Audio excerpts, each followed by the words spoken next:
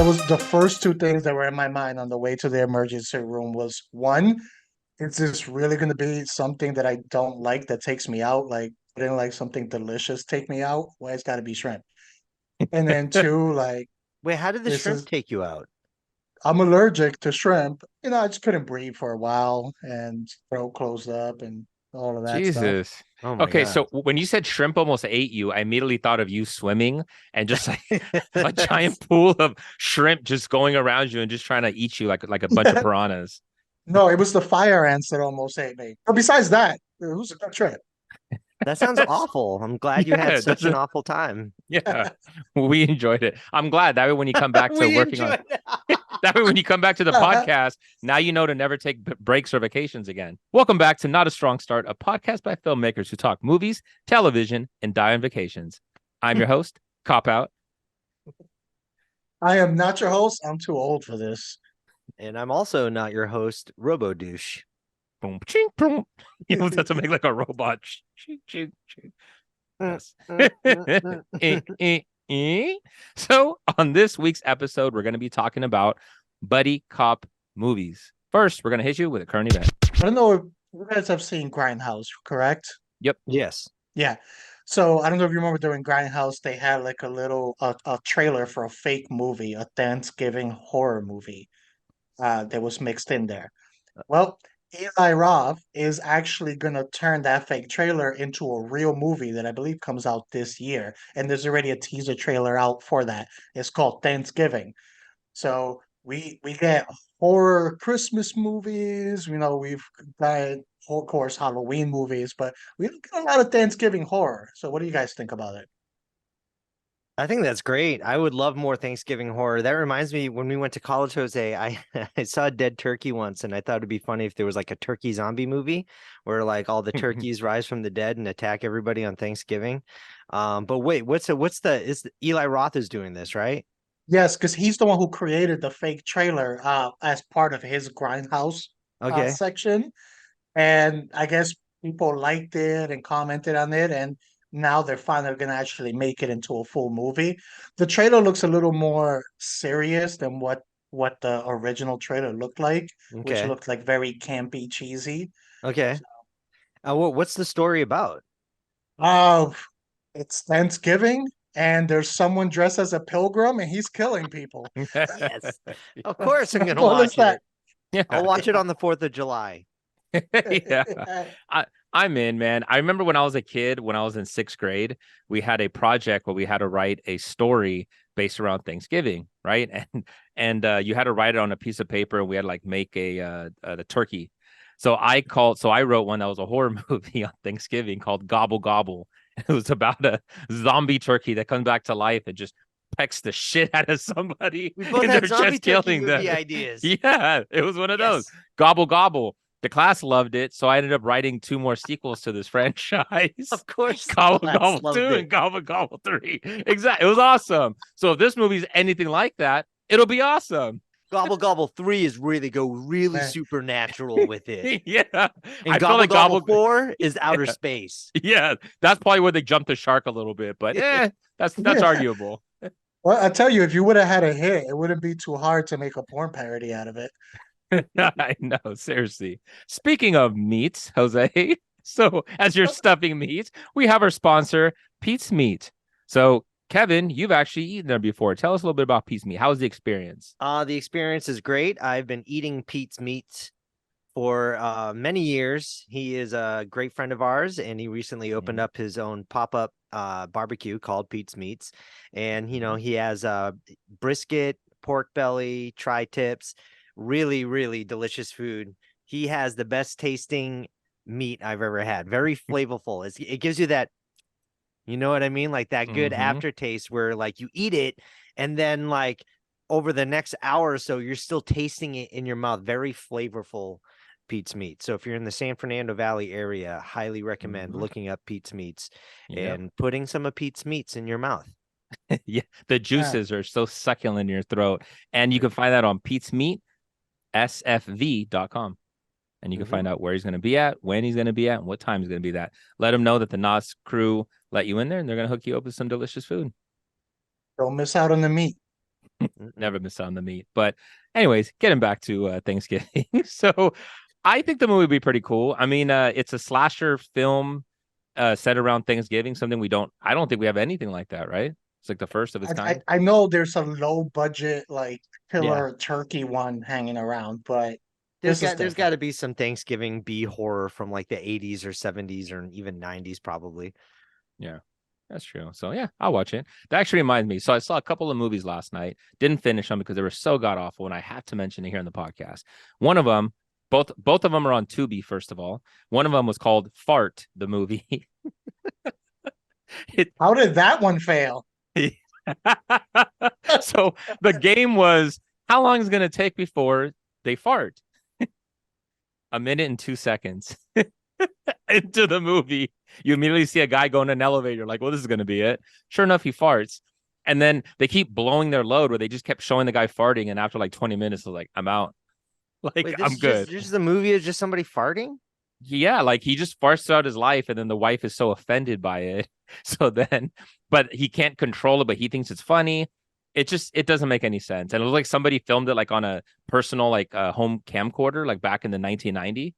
Like that's what it looks like a home video. How That long is this movie? An hour and 25 minutes. Oh my that goodness. It's a reminds feature me of a length film. movie I saw within the last couple of months called Butt Boy. And it was like a dramatic thriller where this guy just like kept on shoving things up his butt because his wife wouldn't have sex with him. And then like, like their family dog went missing because it was up his butt. And then like a woman and her child at the park go missing because he just shoved them up his butt. And there was a cop looking looking for it. Yeah.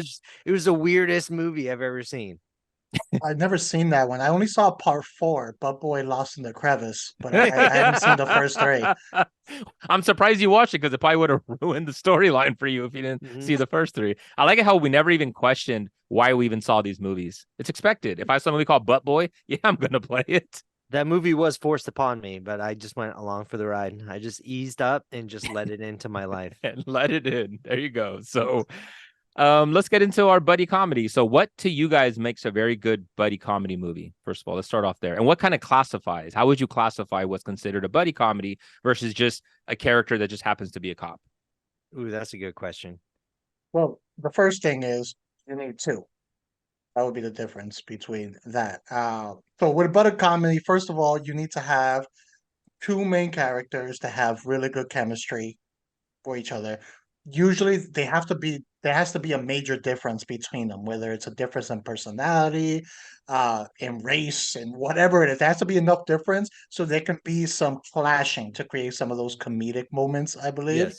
Because if you have two that are exactly the same, there's no playing off of each other. So I feel those are some of the major things with a buddy cop comedy. Of course, they have to be cops or somehow involved in some kind of cop activity. Yeah. But those are the main things for me. I think that classifies a buddy comedy. You can be very flexible with the rest of it. Yeah, for me, I'm with you on that one, Jose. For the buddy cop aspect, it has to be two cops who are forced to work together because they're polar opposites.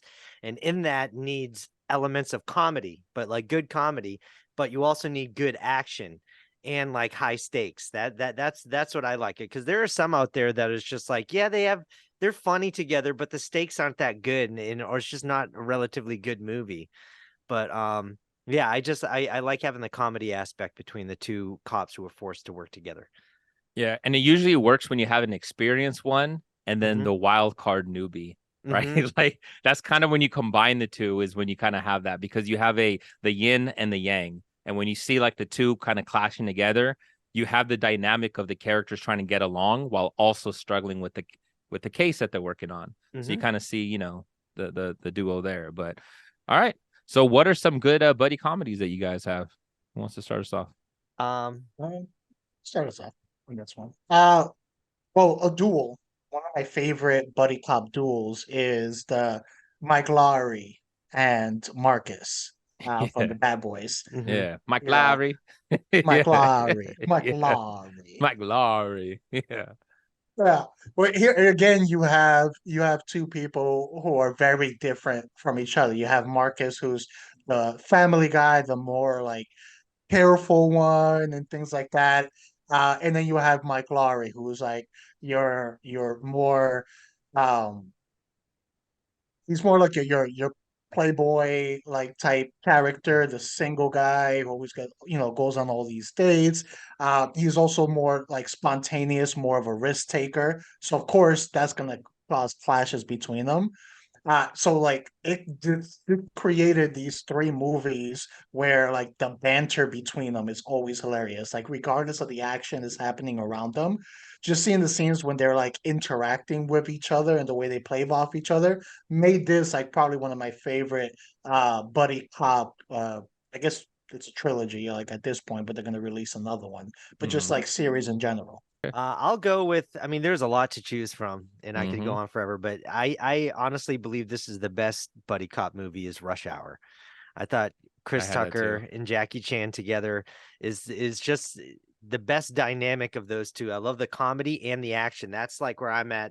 There were Hmm. opposites, but their comedic chemistry together is just as high as the action. And I feel like that makes a really good duo. And I realized recently that Chris Tucker's personality, his comedic personality, I feel like is a hybrid of Bugs Bunny and Donald Duck. No, Daffy Yeah. Duck to get Yeah. together. Yeah. I was watching that. I was like, yeah, he's like a mixture of Bugs Bunny and Daffy Duck all in one comedic character. And he's just Yeah. so fun to watch with Jackie Chan. Yeah. He was. Yeah, that movie I had on my list as well. So good. I'm such a huge fan of that. Their dynamic, their Mhm. chemistry works so well. Um, Excellent, man. I actually like Rush Hour 2, I think is probably my favorite out of them. Which one's your favorite? You know what? I have to rewatch them again. I remember watching the first one somewhat recently, but Mhm. I'm not as familiar. I remember Rush Hour 2. I remember it was funny. They were both funny. So I'm gonna Yeah, watch them all this weekend. Bad Boys and Rush Hour. Yeah, you I'm should. gonna have to go with Rush Hour 2, where they go to Jackie Chan's stomping grounds. Hmm. I Yep. feel Chris Tucker did the fish out of water funnier Hmm. than what Jackie Chan did in the first one. I think that's what puts the second one over it. It does for me too, man. And that's why when you put Chris Tucker in an uncomfortable situation, that's why I think he shines the most because he's Hmm. so vocal about it. That's why he works so great in Fifth Element. That Because as that's soon as you pull him out of it, that's where the comedy is. that's where I get the Daffy Duck aspect of his personality when he's in a Yeah. situation that he doesn't want to be in and he's kind of mad. And Yeah. then the Bugs Bunny aspect is when he's trying to manipulate other people by, Yeah. doing fake scenarios. It's just so fun to watch. It did, Yeah, and man. that's what made that concept of the two work better because like Jackie Chan plays more of your straight man. And Hmm. Chris Tucker is he's your extrovert, you're out there and stuff like that, so you got so much more expression to him, to his environment that he was in. Hmm. Yeah, exactly. Okay, so I'm gonna cheat a little bit on this next one because I had Rush Hour and Bad Boys, and you guys just immediately plucked them out. So I have another one. So the movie that I have is The Nice Guys with Ryan Okay. Gosling, Oh, Russell that was gonna be my Crowe. next one. I love them, dude. Ryan Gosling is such a good actor. Like I love in mostly everything that he's in. And when he first came out, it was like, I didn't love him right away. But then the more I've seen him do roles, the more I appreciate him. But he is so damn good in this movie. I think this is probably one of my favorite performances from him easily is in The Nice Guys. And it's, done by Shane Black.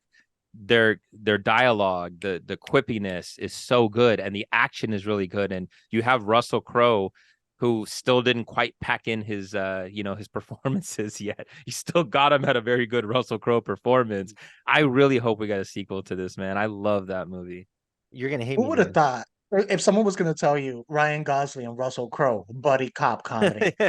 Yeah, yeah, seriously. You know what? I need to watch that one because I remember watching that for the first time Yeah. and I got interrupted. I think somewhat in the beginning. I had to go do something and I never Hmm. went back to finish it. Oh, you have What? to You're watch. Yeah. missing You out, need to watch Kevin. that before you watch the other ones, man. I'm So telling I so you. I'm assigned to watch The Nice Guys. Yes, Yeah. you have to. Okay. And It's written very, very well, but their chemistry is what takes it over the top to me. Okay. it's definitely very underrated because you don't hear so many people talking about it, and the quality is there for it. So good choice Yeah, on that one, Ben. thank you. Well, since you took my next choice, I'm gonna have to go with the one that I wasn't gonna include just because it seems so obvious, but whatever. Lethal Weapon, Yeah, Murtaugh Mhm. and so Riggs. obvious. Yeah, Mhm. it's one of the best buddy cop like series as a whole. And them two together work so well. I mean, even just like the dynamic just from the first one where you have like old cranky cop who's ready to retire and just wants to take it easy, like just work out his last few days, and Yep. retire. And then hotshot adventurous cop who's ready to die, so he's gonna take every risk in the world, and then put those two together to fight crime, and it's like that whole back and forth just makes every bit of it entertaining. And then they both also played up well off of secondary characters that got introduced throughout the entire series, such as Joe Pesci. Pesci, and yeah, they put out well, and I think it's one of the later ones, but one of my favorite scenes, I think, from the series is when they're both fighting Jet Li. And I was like, Okay. how can a fight Yes. be so cool and so funny at the same time? Yes. Well, Lethal Weapon did like that. I felt like that movie was the one that actually defined the buddy cop like roles, like the Yes. typical Yeah. stereotypes of a buddy cop movie. Mhm. And they got the whole atmosphere of like because that was Los Angeles, right? Mhm. Their atmosphere of having the Los Angeles cop scene was like really cool, like the sunsets and Mel Gibson is like he lives in a trailer right off the beach. You know what I mean? Like that they did. I really liked what they did with Lethal Weapon. Yeah, they did. And that the first one was written by Shane Black again, who really got a lot of these buddy cop, movies done well. He also did a Kiss Kiss Bang Bang, so he got that good. But what's funny about Lethal Weapon, I always think of Lethal Weapon when somebody says buddy cop comedy. Yeah. I always think immediately of Lethal Weapon, but one of the funniest scenes to me was the victim-induced bomb where you have Danny Glover sitting down on the toilet. And he's like, it's Yeah. such a dad. Like, I'm too old for this Yeah. because you're just taking a crap and Yep. now you can't get up. Yep. And because the bomb's gonna go off. Yep. That's so funny to me, Imagine being man. the bad guy devising that. You know what we should do? We should put a Yeah. bomb on the toilet when this guy takes a shit at Yes. the end of the day. But I have a Yeah. fun factoid about That's as evil can be. Yeah. Joe Pesci's character in Lethal Weapon is funny because you know how you have that okay, Yeah. like that. Yeah. He got that little mannerism when he was on the way to the set and he got lost and he was looking for directions. And so he rolled down the window and he's asking a couple of street kids, he's like, hey, where do I go? And this friend was arguing, he's like, no, it's not that way. Okay. And so he got that from a random kid that he was asking directions for on the way to the set. Wow. Oh, that's Okay. Yeah. awesome, dude. That's awesome because that's one of the most things that's synonymous to me for Joe Pesci is that. Okay, Yeah. okay, okay. Okay. He's got a ton of them, but that's one of them. And the fact that it was just done off of a whiff like that on his way there, like that's Yeah. awesome. I mean that shows the skill there on Pesci to be able to identify out of that random interaction, like, ooh, that can Yeah. work. That's gonna be Yeah. good. I was gonna go between two, and both of them have animals. Okay. Wait, I was wait, either let me gonna do guess. Is one of Turner. them Turner and Hooch? One That's of what I them was is gonna Turner say. and Turner Hooch, Hooch. and the other one Okay. is Who Framed Roger Rabbit. Ooh, that's a good one. Because I like that because it was actually like a film noir, Mm-hmm. and even though Roger Rabbit wasn't a cop, the detective Yeah. Valentine was still like paired up with them. He's got the I Yeah. hate tunes, like Yeah. they really I love that movie as a kid. And Yeah. I just always love that as a buddy cop movie and Turner and Hooch. Yeah. See, Turner and Hooch is one that I don't even know if I've seen or I saw as a kid, and I just don't remember it. I need to watch Turner and Hooch again.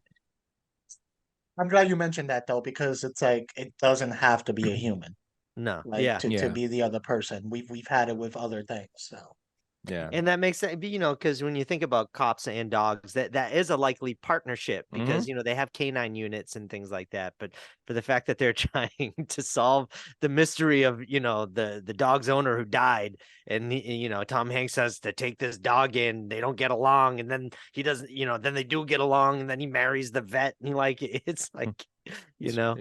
Yeah, that's I would have funny, man. loved to see a Cujo too as a buddy cop. Yeah. No, Yeah. that would be Turner and Hooch Part 2. They're hunting down Yeah. Cujo. So here's one that I have. It's not a comedy, but it's still a buddy cop movie, and it's a Training Day. Okay. Love Training Day. So it goes with the trope of having the veteran cop and you have the newbie that's coming in. And the whole movie, you see that is their opposites and are they going to get along? And then you see how you get such a great performance by Denzel Washington that's just completely manipulating Ethan Hawke the whole time. And the best scene in that one, of course, is he even improv that line, the King Kong ain't got shit on Yeah. me. That whole All scene right, is all so good. right. All right, all right. Like he was so deserving to win the You ever Oscar get for your that performance, pushed man. in? Yeah. And then they So had, weird, dude. dude, it's so weird. And the guy that plays Hector, like that's the Mexican guy name. His character's name is Hector, and he's like his character's name Hector in like every movie he's ever in. Yeah. Yeah. What's funny is that the actor's name is not even Hector. Like, why do they call him Hector in every movie? But Just man, legally change his name to Hector at this at point. this point, you might as well, man. But yeah, I love Training Day, man. It was done so well, like very, very, very good. That was the one that finally got him his award. Mm-hmm. It Exactly, was that man. one. Deservedly so. Yeah. Oh. So okay, what's a bad or at least not a very good movie, but that had a very good duo that kind of helped elevate it? One that I know a lot of people like it. I felt it's not horrible, but it's overrated. But the duel was entertaining. Was the other guys? Okay. Mm-hmm. Yeah. Yeah, I Mm-hmm. felt that gets very overhyped. But Will Ferrell and Wahlberg, I felt they worked well together, and I remember laughing a few times. The whole I'm a peacock, let me fly. So I felt they made a good duel, and they were funny throughout it. But the movie itself, I mean, the one who stole the show was Michael Keaton in that movie. Yeah. The main thing that that I remember from that movie, and it makes me laugh every time, is when they're at a funeral, right? And they have a silent fight, because they don't want to they don't want to disturb everybody, so they start fighting in silence. You know what I mean? Like it's Yeah. like a fist fight, and like, and they're all beating each Yeah. other. That was funny. Yeah, that's a good one though, because there was some things like I remember the opening where you have The Rock and Samuel L. Jackson, they jump off the building and go Yeah. to their death. That is so stupid to me, and I understand that's the joke, but it's just so ridiculously like I love dumb comedies, but there's always a limit to it. Yeah. When things become too like just unbelievably stupid, now it just becomes a parody almost. And Yeah. then now it's like it's kind of walks the line a little bit. And I feel like that movie kind of did that a little bit, but there were some definitely funny moments that I just laughed out loud on, and I thought Mark Wahlberg did well. So I would have to say the Turner and Hooch movie. Mhm, Because okay. I mean it just sounds not like a very good movie, but it was Tom Hanks getting along with his dog, which was that was the Yeah, best part of the movie. that's It good. wasn't the crime that they were solving. It was for the I Yeah. mean, other than the dog drinking beer was funny. And just those two getting along. That's what I thought. And also It just made Police me chuck. Academy. Maybe Police Academy, such a dumb idea for a movie, Oh but it's yeah, still funny, like because you that's like the true. characters. That's true. Um, okay, so I had a Loaded Weapon, the parody of Lethal Oh, Weapon. National Lampoon's Loaded Weapon. Yeah, Yeah, Emilio Estevez and yeah, Samuel L. Jackson. because those two were good in it, and I just Yeah, remember the scene where you go out and he has like a trailer, and then they yeah, walk inside, all of a sudden it's a giant mansion, and then I just yeah. remember Samuel L. Jackson looking like, "What Tim the hell?" Curry was the bad guy in that, right? They Yeah, were putting drugs in Girl Scout cookies, yep, and they made all the exactly. Girl Scouts like the bad henchmen. Yeah, That's so funny. it was so funny. So there's a lot of dumb moments, but it's a parody movie, so you like kind of expect it, whatever. But Yeah. yeah, those are ones like I still love like what's the Naked Gun? Like the Naked Gun movies I think are great. Yes. Leslie Nielsen, I just love Leslie Nielsen. So And he's O.J. one of those Simpson. one yeah, like he's one of those ones that helped elevate the movie because of his comedy, because he sells it so well. And if they would have Mhm. casted somebody that couldn't, the movie could have really been a disaster and been very, very, very poor. Those movies are the reason why I can't take Leslie Nielsen seriously. Yeah, yeah, you I tried can. watching Creepshow for the first time the other night, and like his section of the story came on. He's supposed to be this really bad guy, and I'm just Yeah. laughing the whole time because it's Leslie Nielsen. I'm just Yeah. imagining that naked guy because he's such a dry, serious sense of Yeah. humor. You know, Yeah. It's his so good. performance. Yeah, I always remember that line where he says, like a midget at a urinal, I'm going to stay on my toes.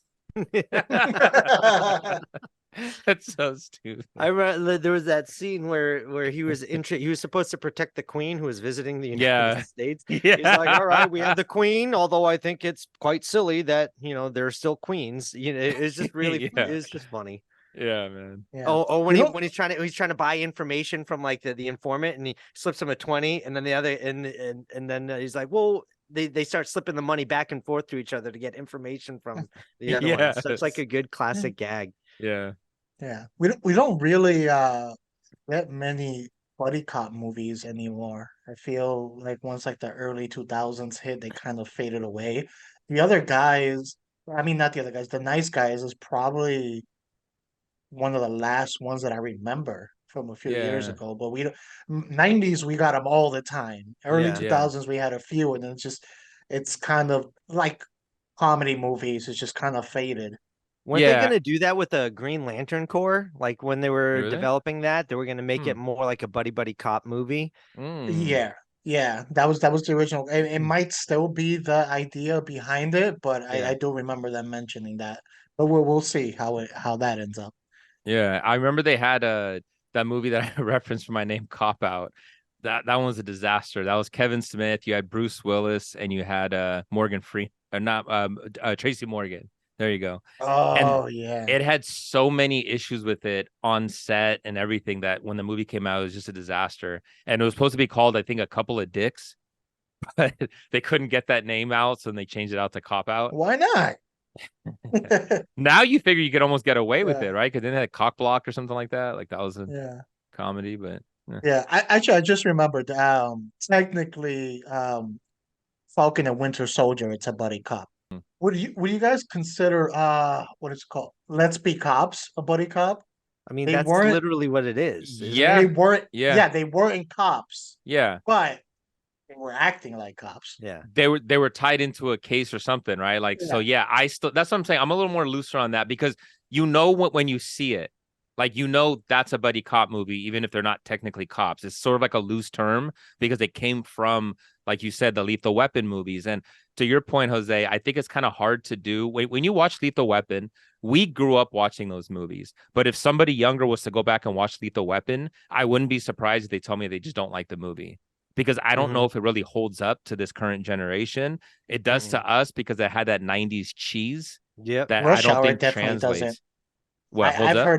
heard Rush Hour definitely doesn't because I've seen so much of the younger generation complaining on how offensive Rush Hour is. Oh, really? Yeah. What are they complaining about? Look, they're saying it's very offensive and highly racist. That means that's what funny is. You're right, Kevin. So, all right. So this next part we want to play a little bit of game here. So we each came up with a buddy cop movie for each other. Yes. So let's get into it. So you want to start us off, Jose? We'll start with Dan. All right. All right. So your buddy cop it's a rookie cop who's overly positive and joyful because of his love of dance, which leads him to randomly break into dance. Team together to find the serial killer that's targeting male strippers. He's played by Channing Tatum, and the movie's called Step Up to the Beat.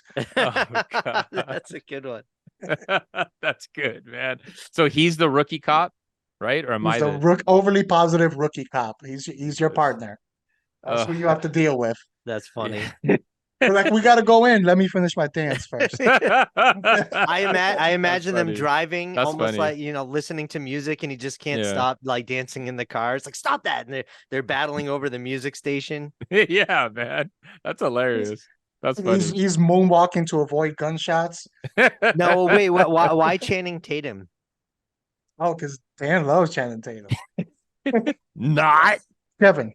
Yes. You're forced to team up with a mall cop who once took an online law enforcement course when a string of disgruntled mall cops start a robbery ring. After growing up above a Vegas chapel, he became so obsessed with Elvis that he speaks like him and gives inspirational speeches using quotes from his songs. He's played by Austin Butler. The movie is called Pound Cop. Wait, what's the name of it? Hound Cop. Hound Cop. That's funny. You That's know funny. what? The Austin Butler thing. Like I don't know why. I just don't like his face in like other movies. But I thought he killed it as Elvis. I really liked him as Elvis. That's why I wanted to put him in there because I can picture you in the car Want to next punch to him. someone whose Dressed face as you want to punch on a consistent basis. And it was like, do you focus on the crime or do you have to spend your time holding back from punching the face? Oh, that one. I would fuck that crime. All my energy would be spent from not punching him in the face. And that's where we He's get just the comedy. before you go in while you're waiting for backup, he's just giving you inspirational quotes using Elvis songs. He sings the entire soundtrack of the movie. There's no actual soundtrack. It's him singing the soundtrack. So Jose, this is what I have for you. So you're partnered up. It's a highway patrol officer in a small town with very little action until you guys get looped into a drug ring that you guys have to bust them. But you're partnered up with RoboCop. But here's where it mixes. RoboCop is he's a racist. So you have to teach him about racial equality to a stubborn AI robot with a racist brain. Because he wants to pull everybody over of color. Does he realize I'm Hispanic? Oh, yes. And that's where it started. That's why you're partnered up with them. The name of the movie, I'd cop that for $1. Dead or white, you're coming with me. Oh, he's just trying to give me tickets.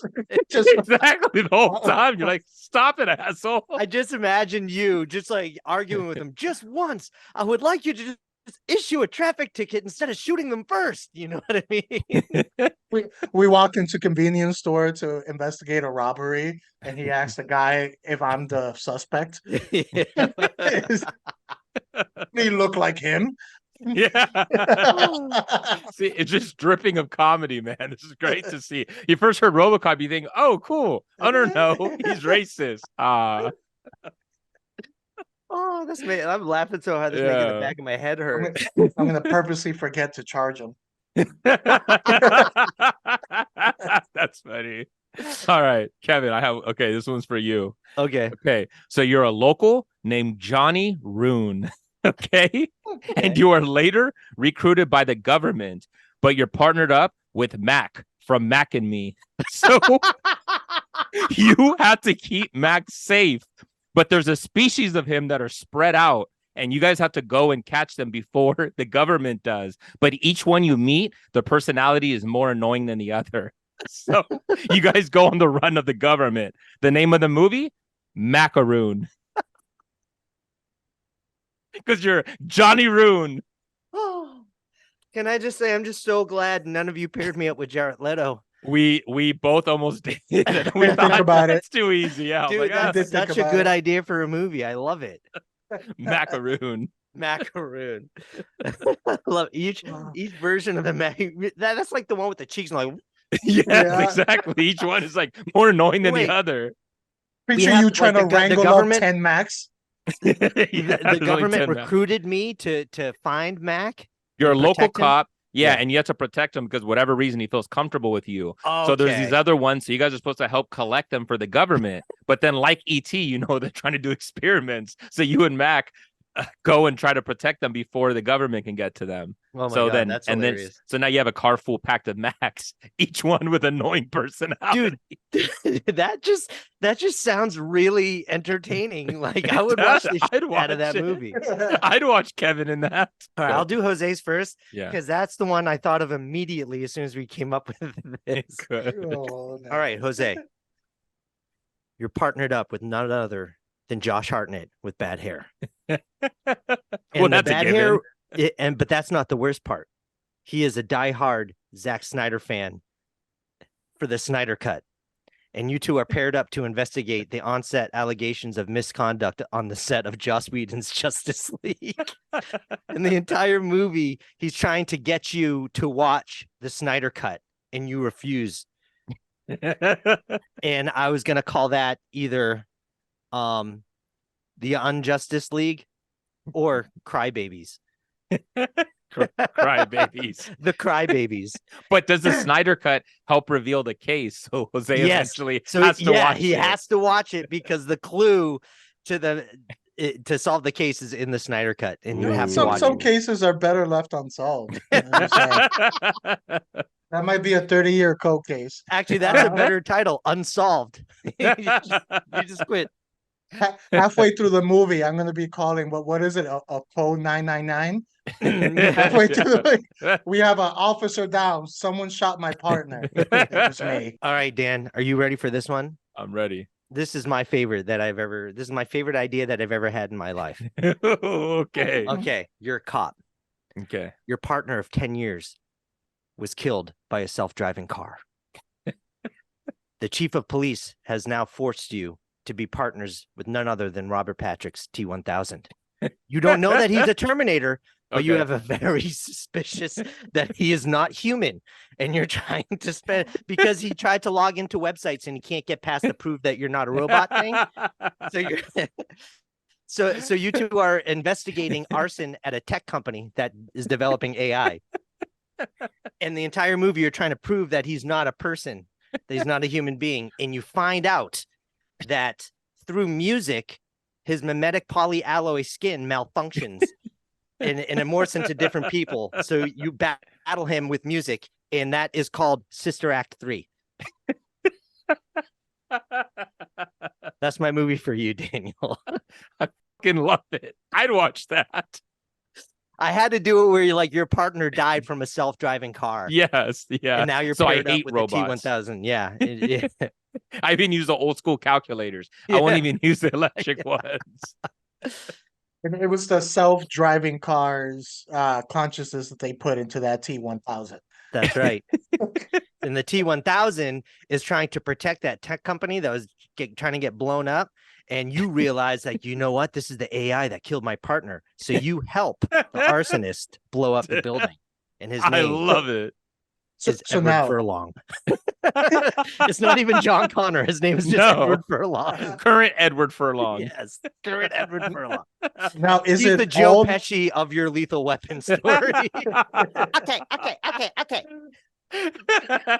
Now, is it all music or a specific type of music? Oh, it's the music from Sister Act specifically.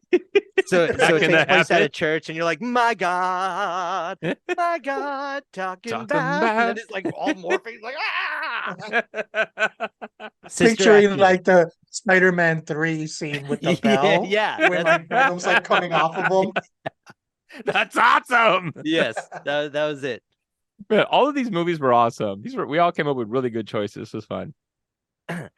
But if you guys are really going to torture me, you would have me partnered up with Jared Leto, who's also a board game enthusiast, and he's trying to get me to play these long ass complicated board games. The mini ones. Yes. But then it's done by the Riddler, who sets up Gotham, and you have to solve the Riddler's long Who's game. also played by Jared Leto.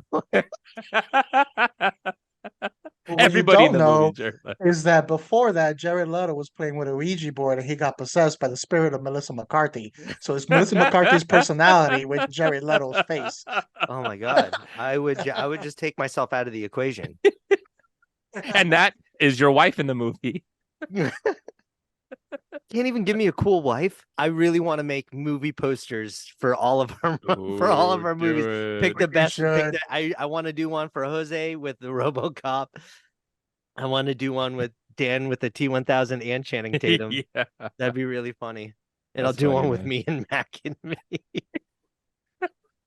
You in the wheelchair. Remember the little kid in the wheelchair? Look out for those on Twin Pines. Thank you for watching another episode of Not a Strong Start. Please like, subscribe, comment, and share on our YouTube channel, Not a Strong Start.